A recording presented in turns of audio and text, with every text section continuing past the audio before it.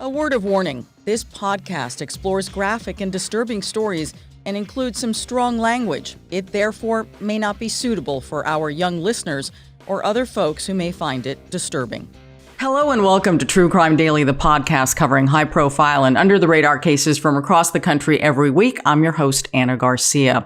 You've probably seen the headlines about an extraordinary group of volunteer divers who travel the country with their boats and their sonar equipment, and they search bodies of water for missing people and their cars. They've been able to find what police dive teams have missed, and they have solved dozens of cases. They are called Adventures with Purpose, and they have a huge following on YouTube.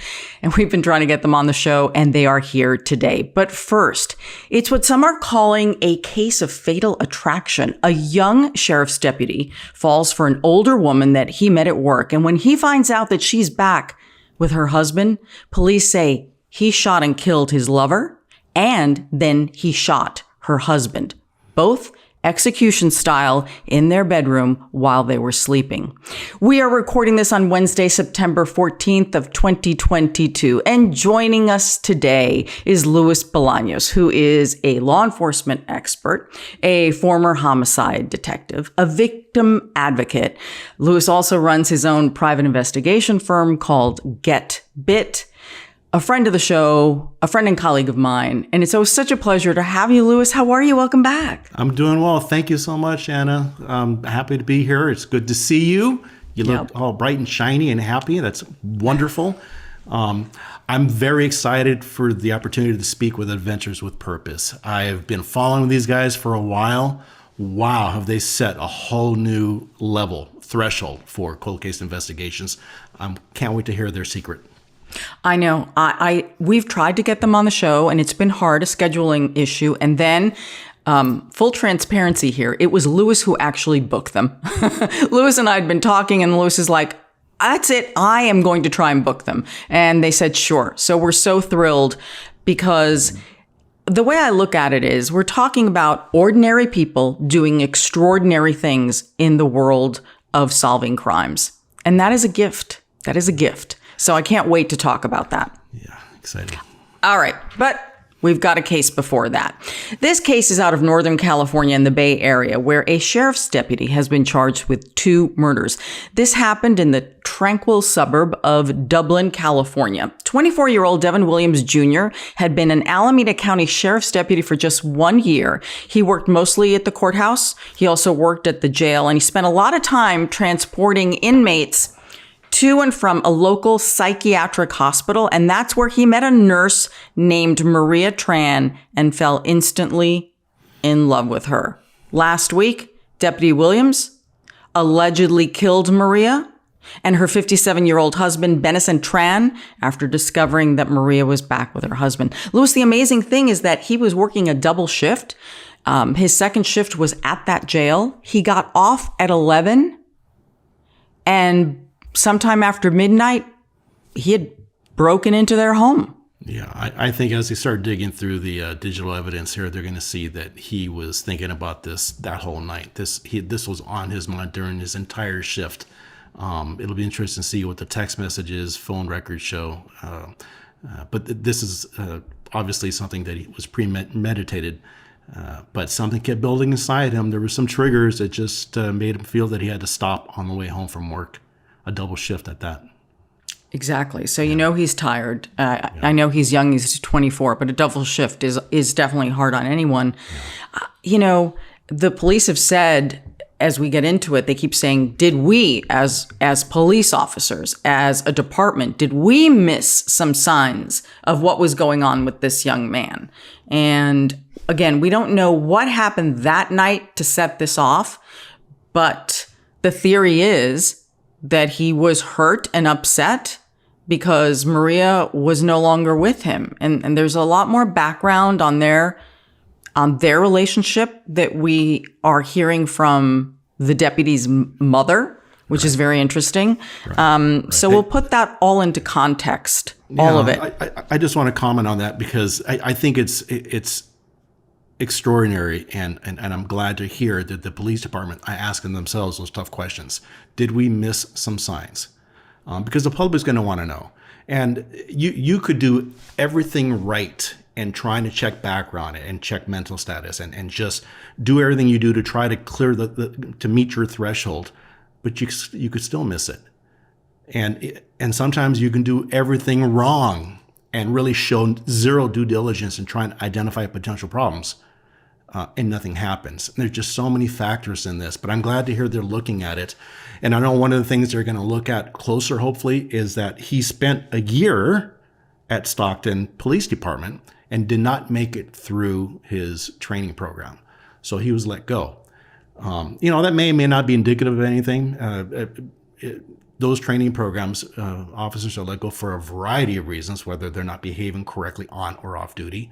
Maybe they don't have the ability to write police reports. They lack the passion to really push investigations, or sometimes it may just be a personality conflict with somebody. And yet they still can move on to other departments and do very, very, very well, because it's a much more like the rest of us, right? Sometimes we don't do well at one job, we move to another location, and it's your surrounding environment and your team members, and it just clicks. So it'll be interesting to see what his history is with that. But the public, I've been reading the comments on different news organizations' websites, and the comments are kind of go back to the same over and over again. Hold on a second. He didn't make the cut at the Stockton Police Department, and then he gets hired by Alameda County Sheriff's Department. How is that possible? They're saying, like, how is this possible? What is it that Stockton saw that Alameda County did not? Now, mind you, had this double murder not happened, maybe no one would be asking those questions. Yeah, very, very possible. And those are more than reasonable questions and concerns. So we'll see, but that is going to be filtered through. I know we're going to get more clarification on that. And it's very frightening to the public to think that the person who drove into this very quiet little neighborhood after midnight to a home filled with family members, including a child, and goes in there using what police say is most likely his service revolver to kill two people of the community, a couple who did nothing, is frightening to people because he's supposed to be in charge. He is, but something clicked, another switch, right? We've seen relationships go sideways where we've said in other cases where just get a divorce, right?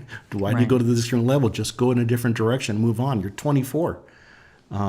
You're 24, you could have anyone, you have your whole life ahead of you. Yeah. And again, his mother, so insightful with how she was concerned about this relationship and, reportedly told him, this is not good. You've got to get out of this relationship. That's his own mother. So let's get back to that night, and then we're going to get into the relationship, because I think that's very important, because we're all trying to figure out, like, why? Why did this happen? So the trans were shot in the head and in the neck several times, and they died in their bedroom on September 7th. This was just last week. So the noise from this attack woke the trans 14-year-old son, who walked in and saw things he should have never seen in his life. And the trauma, not just the trauma of losing your parents, but of what he witnessed. Maria's mother and brother were also visiting and in the house, and a brother-in-law. And it appears that one of the family members called 911. The first part of the call, the person is saying, well, there's an intruder that broke in.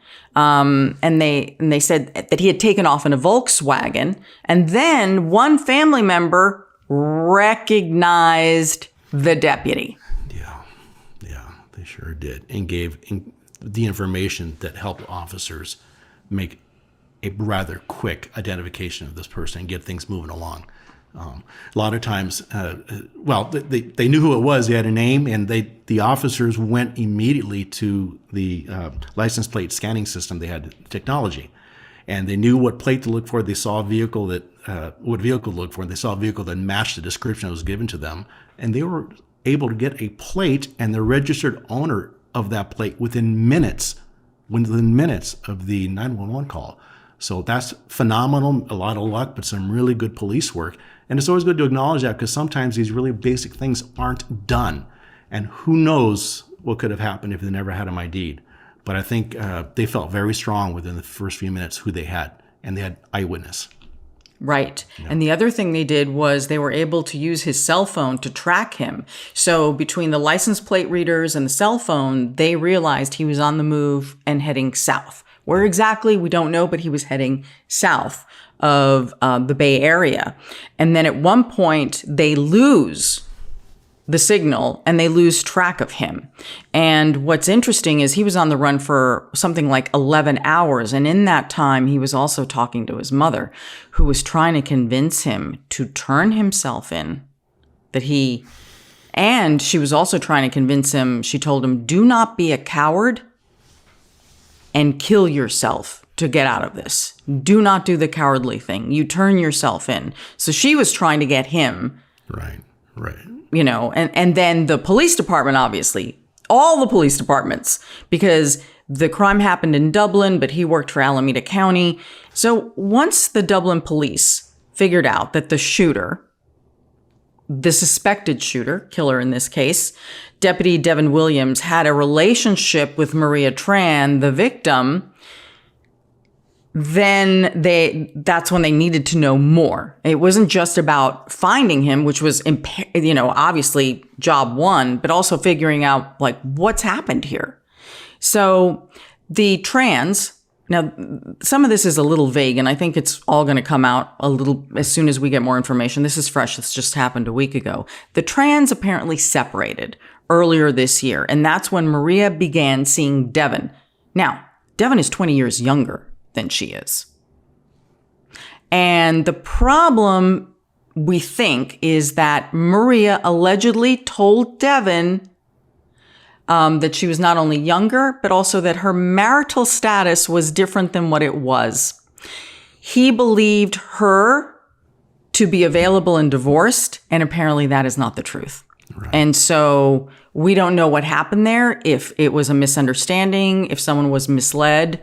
I did happen to catch the press conference by the police chief of Alameda,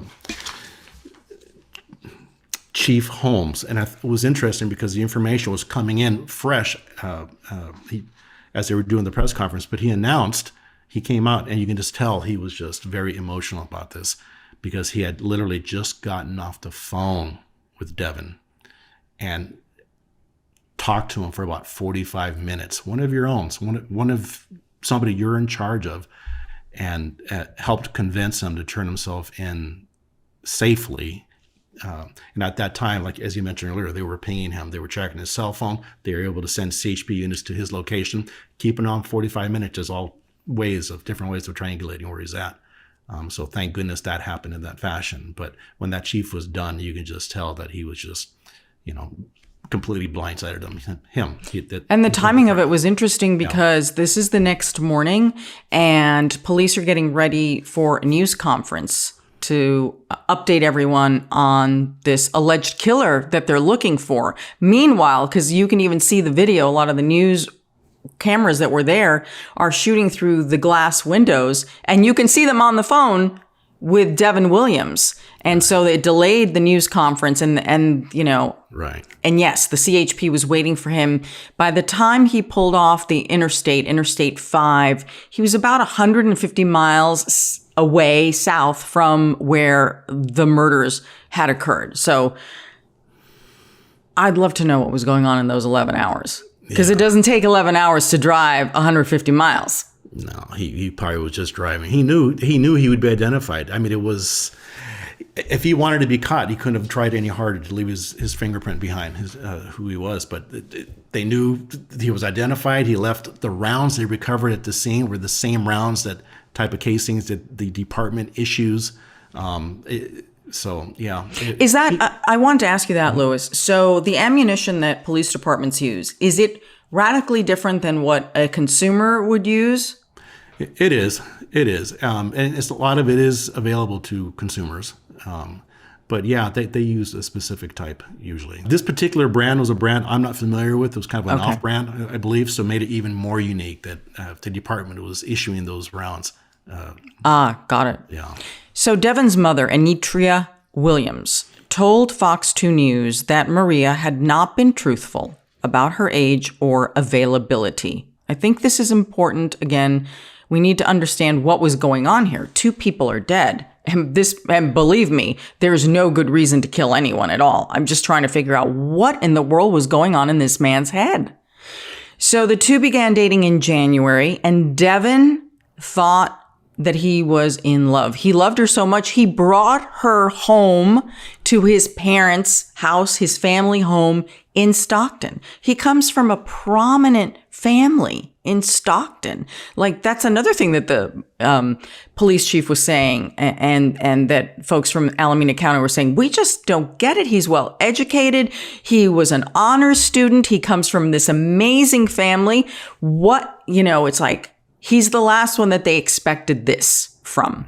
So she says that he was blinded by love. Those are her words.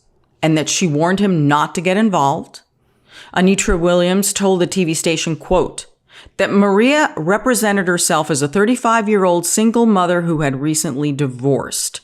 Maria was actually 42 and most likely separated. Yeah. I get 2 or 3 calls a month from people who are professionals and thinking about getting into a relationship, and they want some due diligence done. Really? Yes. So before someone goes out on a date with someone, they call you? Yeah. Or any other PI out there. Those services are out there. Louis, where were you in my life? Well, you could have kept me from horrible mistakes in my life. Yeah, you're not alone, Anna, right? In that, right? But it's just crazy. I mean, things like this justify those type of background checks. It's just crazy where that's what times are dictating. But nothing would have come up on him. What would you have found? You would have found, a young man, who maybe flunked out of Stockton Police Department, but was working at Alameda. My answer to that is I would have done the background check on just him. I would have done it on her, which would indicate if she's still married and not divorced, no court proceedings in family law, or maybe some, right? They haven't got to the divorce official point yet. So, you always check them both out. Right. So who knows what that would have brought up. That's interesting. So Devin's mother also added this, which is very interesting. She said the 2 of them had taken a 10-day holiday. That's a long time to be on a trip with someone, right? That sounds like a real commitment to me. And that Maria had told Devin that she loved him on this trip. So from his perspective, according to his mother, everything's going really well, even though mom really does not want this relationship to be going on. Right. This is the worst mom told you so you could have.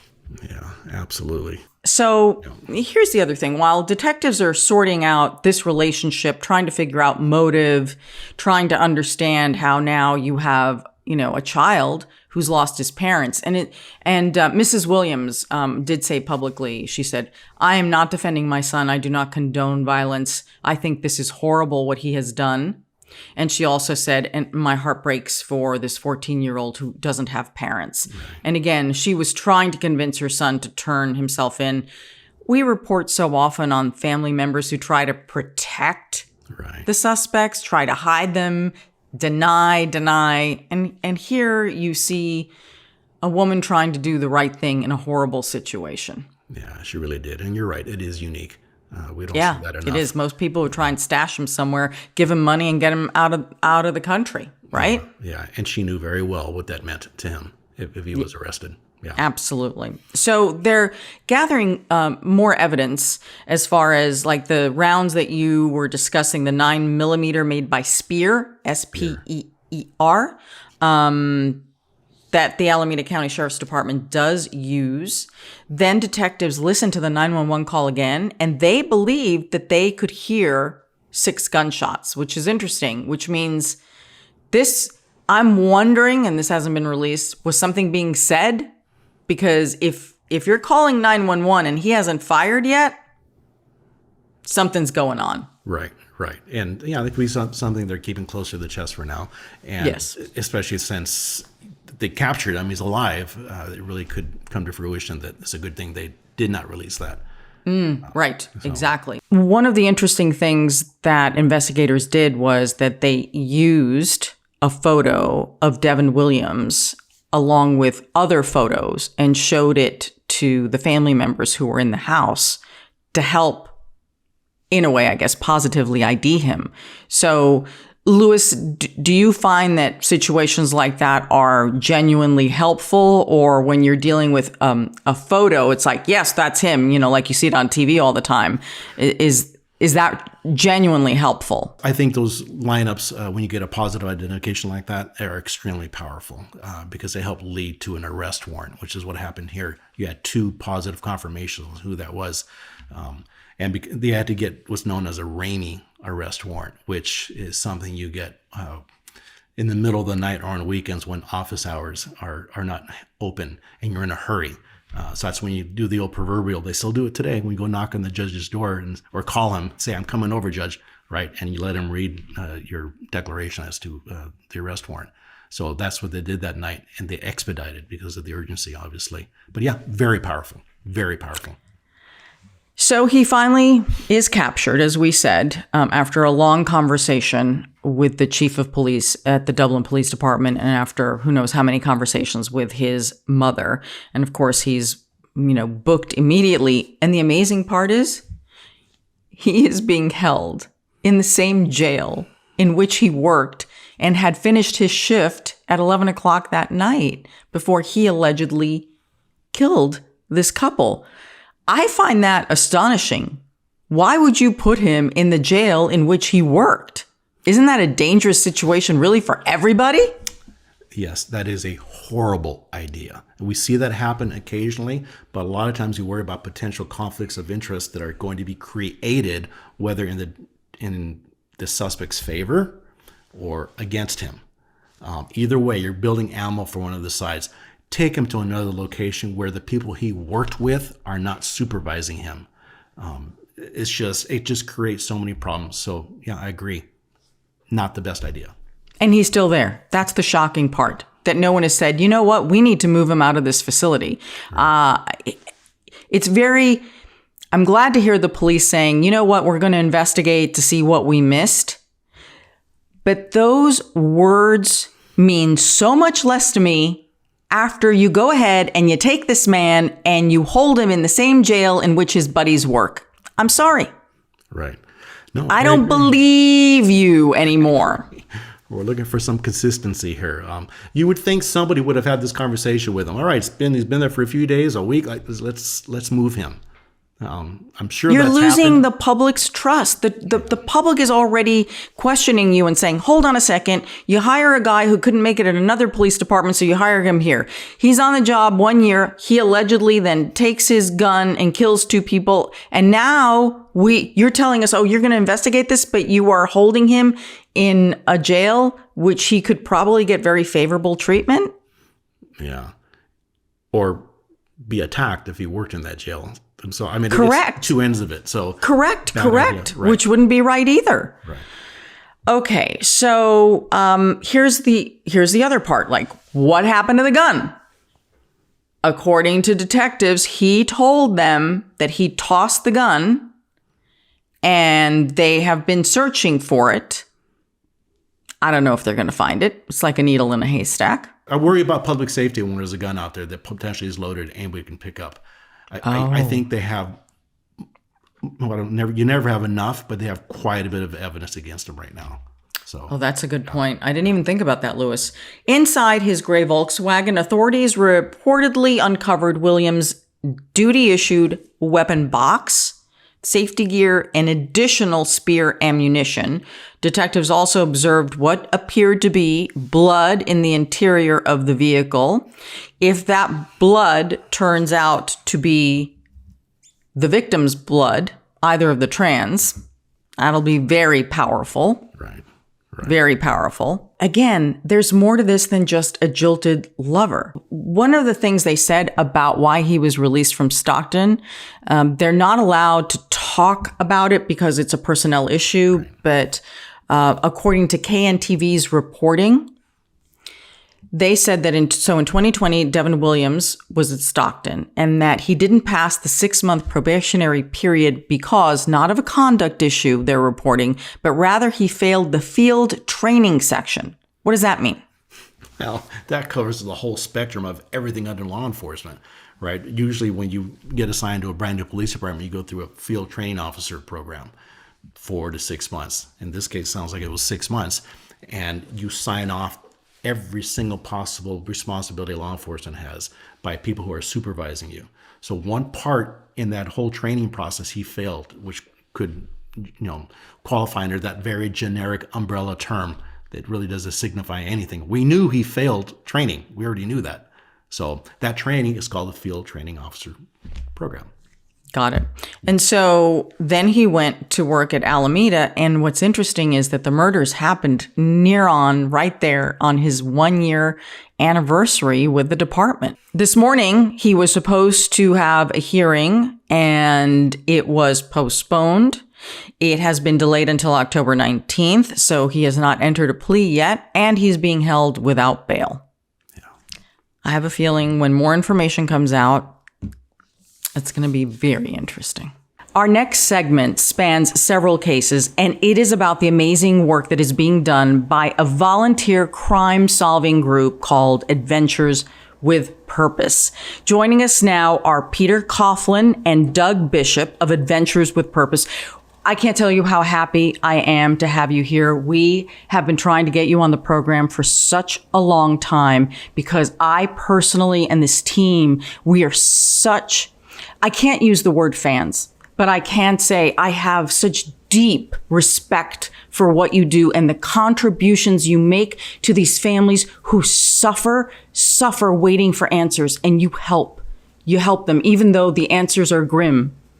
And I thank you for that. And you're rock stars for doing that. Plus you look like rock stars. Oh, you're very welcome. And thank you for your support. It's critical. All right. So I want to know, Louis and I have been talking about you for some time. I want to know, you all started as an environmental cleanup group, right? Out of Bend, Oregon. You just wanted to get the trash and the junk out of our waterways. How did you make the transition from that kind of volunteerism to being smack in the middle of some of the biggest cases that we're dealing with now? What is it that you use that is different? Because a lot of the bigger police departments, right, Louis, have dive teams. So I'm trying to figure out here, what are the police dive teams missing that Adventures with Purpose is finding? I would just want to add to that because most police officers, their entire career, without ever being attached or part of a cold case solving. It's very rare. And I was a member of the dive team, as I think I sent you in the letter, here in Southern California for 10 years. Not once as a dive team did we ever solve a cold case. It's just crazy. You guys have developed something new, something different that's clicking and making sense. And most dive teams don't do it at the rate you guys are doing. It's phenomenal. You have figured something out, and I hope that law enforcement is observing this and watching and listening, saying, teach us, because there's no other answer. No one else is doing what you guys are doing. That's really phenomenal work. Because not every police department has a dive team. Right. And that's very important. It's like we've talked about this, canines, horseback, helicopters, depending on the resources in the town. Not everyone's got a dive team. But in some of the cases you've solved more than 20, Doug. How many have you solved so far? 24. 24. Mm-hmm. I mean, that is 24 lives and families. Is that since 2019? That is in the last 2 years. That's amazing. Phenomenal. That's amazing. It is. It's phenomenal. It really is. So what I'm trying to figure out here then is, what is it that you're doing differently? Or is it that you have more time and more resources? Again, what are you doing differently that the police departments with dive teams are doing? There's several different variables that come into play in answering this. You touched on it briefly, such as the lack of resources in some cases, and in a lot of areas. Some of these departments and these agencies, they just don't have the resources. We're all familiar with the cutbacks on funding and the whole they're going to find a new job, era and so forth. It combined with, if you do have the resource, do you really know how to use it? You also throw into there's not a national school for sonar, because first of all, what we do, number one, is respectively common sense investigating, just old school Scooby doing it. Second, we use sonar. Sonar is the magic in what we do. We specialize in sonar. Sonar itself is a relatively new technology, and there's no school for it. And, you take into consideration, we use this almost every day, specifically targeting vehicles underwater. You can have agencies that, one, have never used it, B, only use it a couple of times a year. So it comes down to field experience that we've organically taught ourselves that really contribute to the success we're having, as well as being divers, being able to have the vision of learning sonar and also being divers underwater and forming those visions together that help us in a whole nother level read sonar. And it's just a gray area as a whole in law enforcement. And they are really aggressive in wanting to learn. The case that we just solved, Kylie Rodney, there's 18 agencies, and including the FBI and CHP, and 19,000 man hours that were placed at this lake in two weeks. And we come into that lake and find her within 35 minutes. What explains 35 minutes, yes, dear Lord. What explains that is field experience. And no matter what subject area you're talking about, field experience will always trump classroom experience because it's hands-on. And the representatives that were there were doing their best that they could with the knowledge that they had. These are representatives that in some of these positions out there searching had never been in that position. They're in ancillary duties, trying to make the most out of, what they're able to do, placing people in positions, putting a body there. They did the best they could with the knowledge that they had at the time. So it's 100% comes down to, sonar, gray area, not being schooling on it, and also, field experience and resources.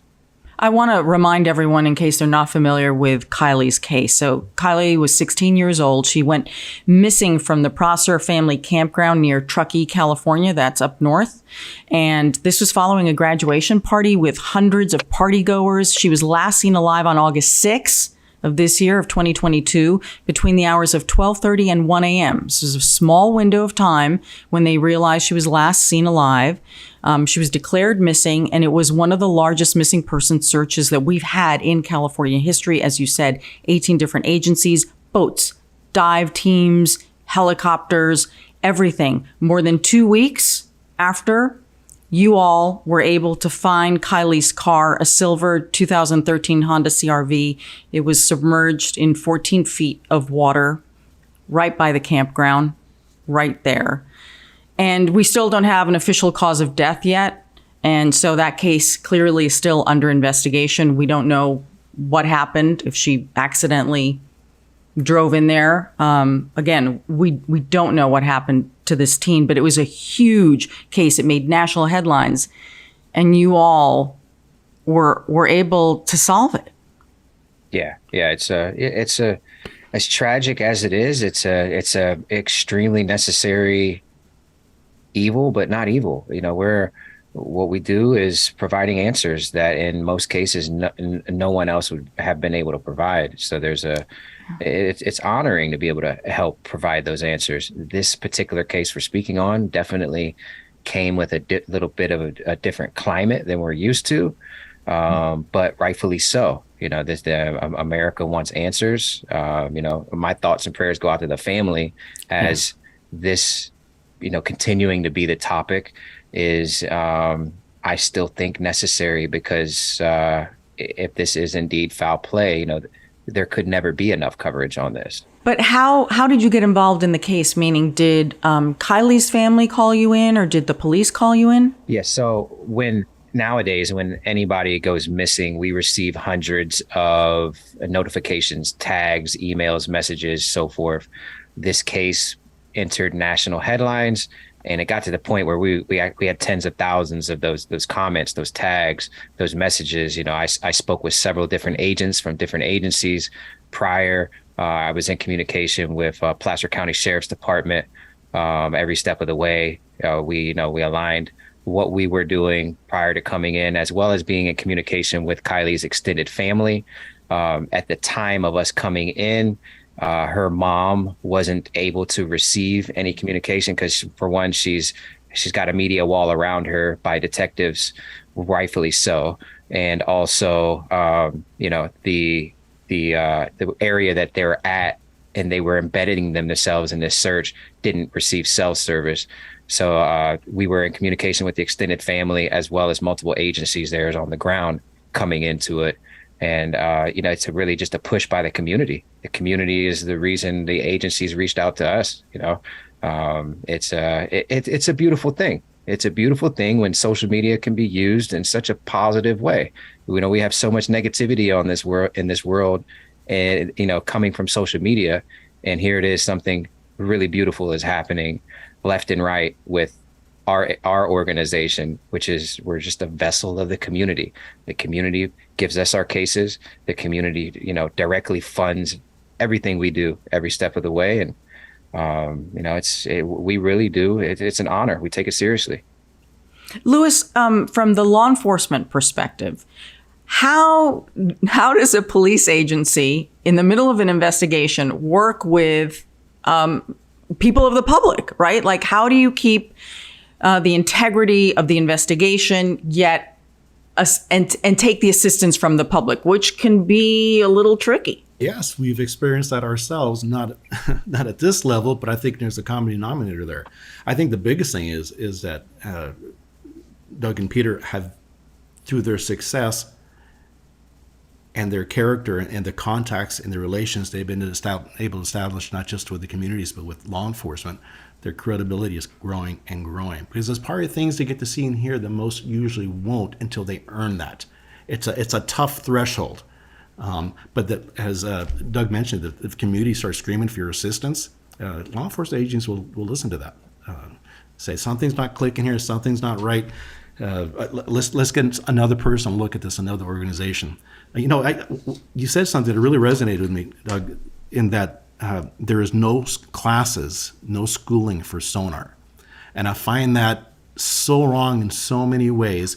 30 years ago, I had the honor of going to a school that was sponsored by an organization called the KC Foundation in Maricopa County, Arizona. And at that time, it was the elite dive school in the country for search and recovery teams. Mm-hmm. Zero sonar, but of course, that's 30 years ago. But the reason that thing was founded and successful, and we learned a lot. It was crazy what we were able to go do with that no other entity in the country had access to.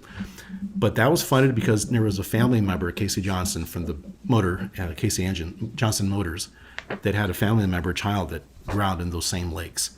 And he didn't want anybody else to feel the pain that his family felt trying to recover that small child.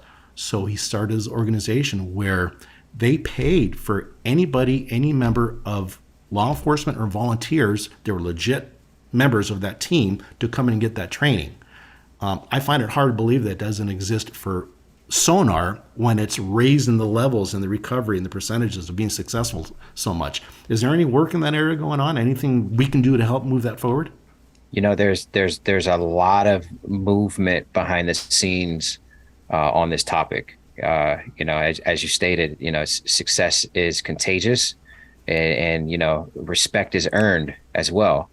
So the recent success that we've had, the level of, the character that we represent ourselves with, as well as, we do try to be professional every step of the way. Law enforcement agencies are, they're reaching out. These agencies that were involved in the Kylie case reached out 2 days later and said, Doug, we're egos aside, even though you shattered them, we need to sit down with you and we need to learn from this. We need to take something away from this so that we can better ourselves. What do you do? How do you do it? What do you use? What are your tactics, your methods? And that was extremely beneficial for both of us, because where we can give them our knowledge and wisdom that we've organically taught ourselves, they can also feed us the what, okay, this is what you need to know from a law enforcement side. So that exchange was extremely beneficial to both parties. I believe we're going to speak about the Samantha Hopper case in Arkansas. Yes. I do want to get to that case, Doug, because Nightline, if you all get a chance to see it, did a beautiful report on this. And this is a case of a mom who was pregnant and had her little girl with her in her car, who disappeared 23 years ago. And her daughter reached out to you.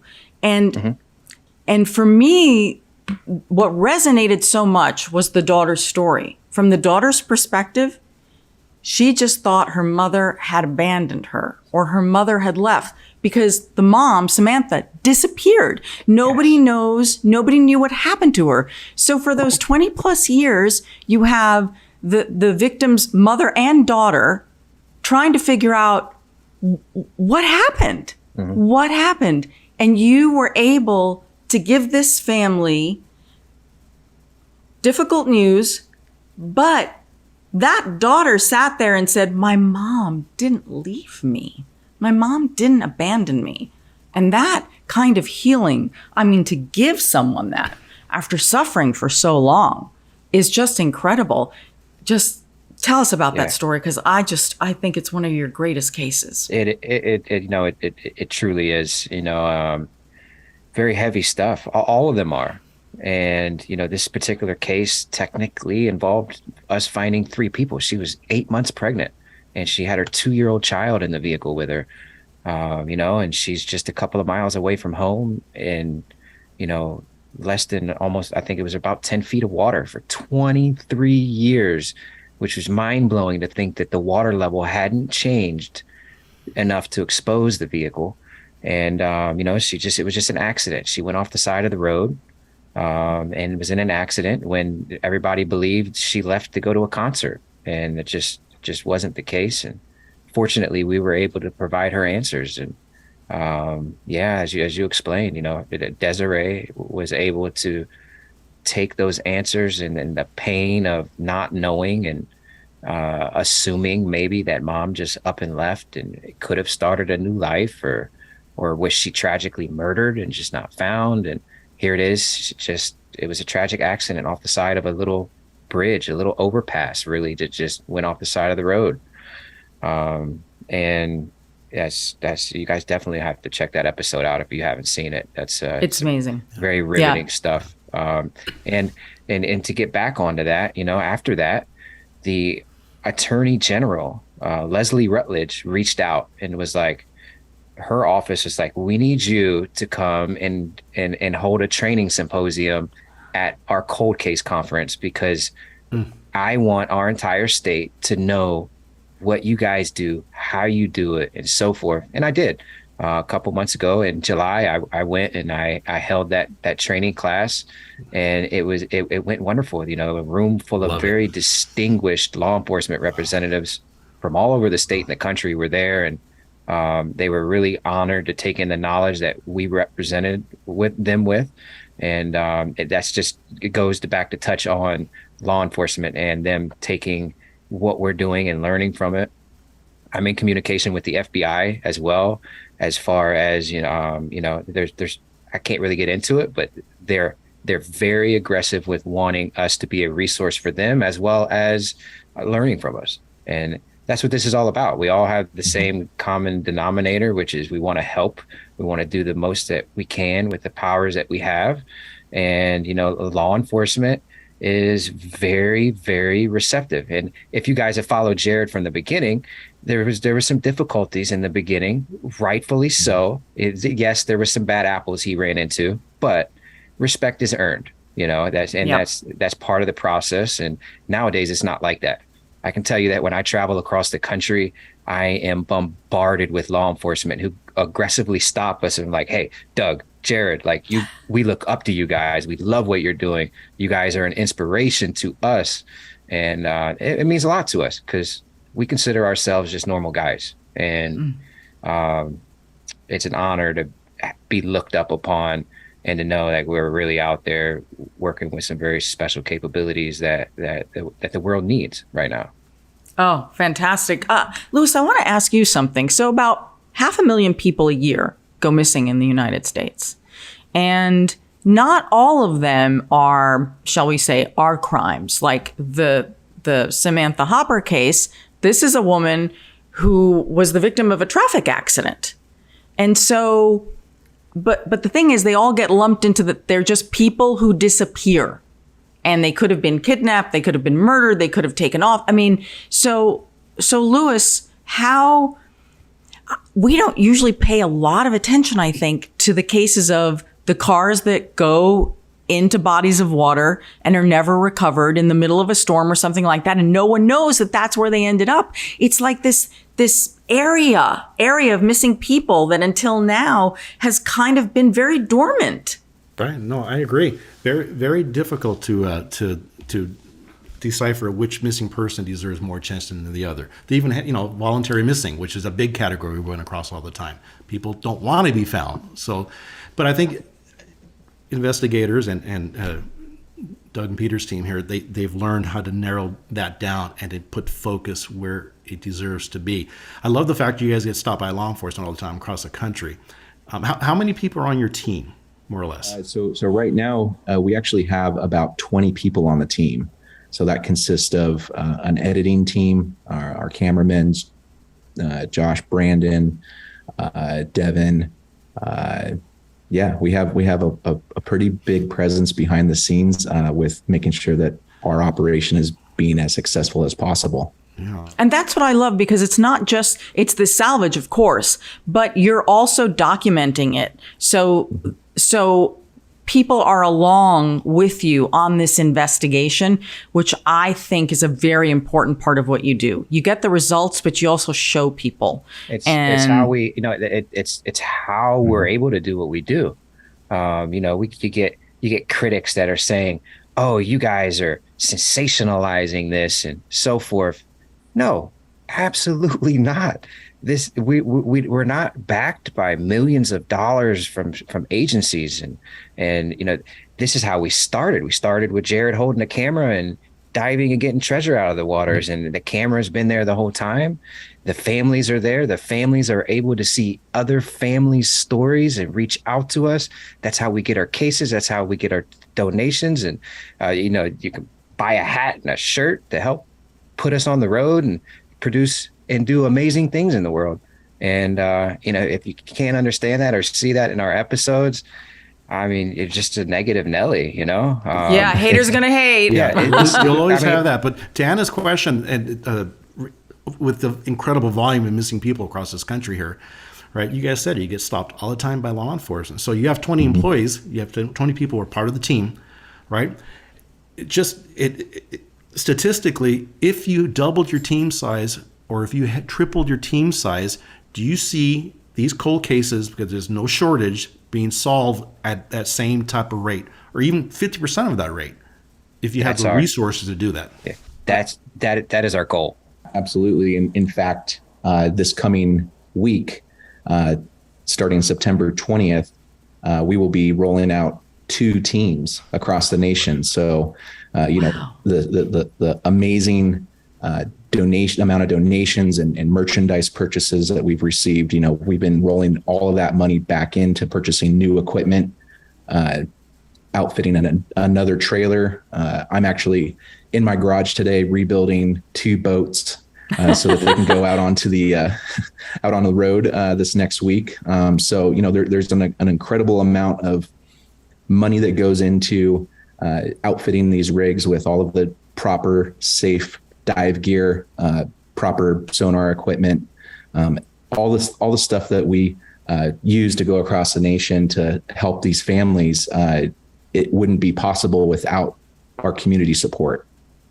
And you don't charge the families. When a family Correct. Calls you and Correct. you answer that call, Yes. you are volunteers. Correct. Absolutely. Yeah. We don't Amazing. We don't ever charge families or law enforcement a dime. We never will. We don't seek rewards.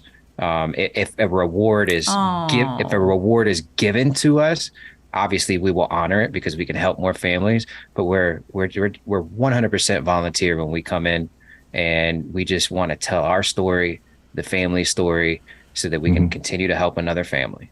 I would imagine that not only the incredible success you've had from 2019 in solving so many cold cases, but there has to be many, many, many more cases that you've actually gone into bodies of water to clear that so that resources can be sent somewhere else. Yes, you hit it right on the nose. I tell my guys all the time, no search is an unsuccessful search. Every search is successful because we are able to do one or two things. We're able to rule out where somebody is not or where they are. And in any investigation, if you can rule an area out, and that's a success. That's somewhere a family member no longer has to drive by this body of water that they've been driving by for 10 years and worrying about that. I can remove that burden from them, because that's what we do when we work cases. That's one of the main things I ask them that Jared has taught me is, we're here for you. What have you been worried about? Do you have a body of water you're concerned with? And we'll rule that out first, even if it doesn't fit with our tactics. So, or if we're working with a detective, if we don't find what we're looking for and we're able to come in and rule the region out, they know they can now focus their efforts and resources, like you said, in a more efficient manner elsewhere. Yep. Wow.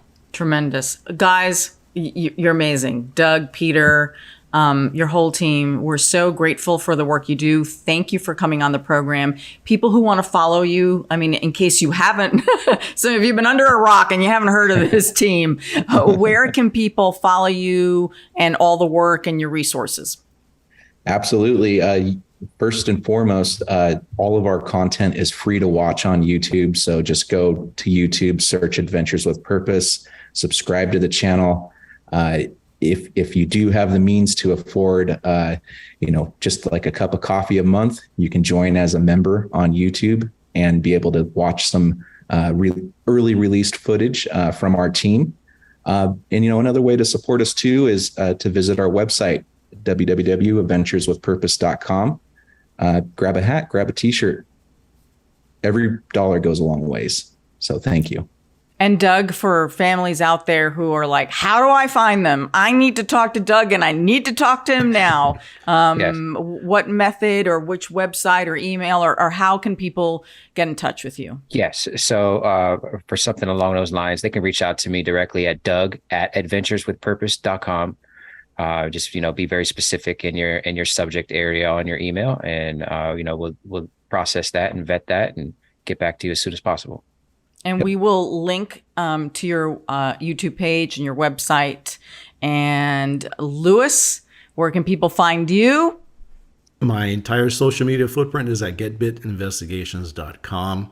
Wow, I'm excited and honored to have had the chance to chat with you guys. Incredible work to you and your whole team. Wow. Thank you for making the Much time, respect. really, because we've been waiting for you and you're worth the wait. Thank you, guys. It's a great work. Thank you for having us. Absolutely. You can find me, Ana G News, Ana with one N, on all social media sites. Of course, you can find all our podcasts wherever you get your podcasts. Subscribe to our YouTube channel. You can get our newsletter at truecrimedaily.com. So until next week, this is True Crime Daily, the podcast. I'm your host, Ana Garcia. And as we always say, don't do crime.